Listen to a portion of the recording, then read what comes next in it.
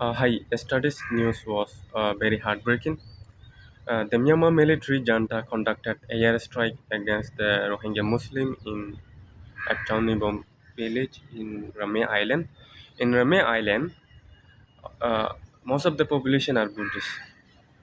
Over 80% of the population are Buddhist, the rest 20 are Muslim. So what the Myanmar military junta did is they intentionally and deliberately targeted the Rohingya Muslim over there, killed over 40 and injured over 50 people. The airstrike has also burned down over 600 houses over there.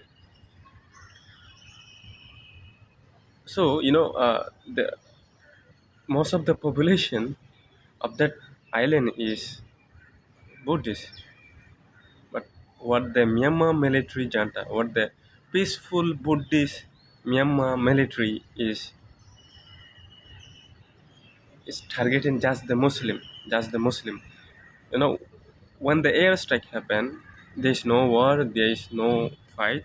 Without any war, without any battle, without any fight, the Myanmar military junta is still targeting Rohingya Muslim inside Arakan.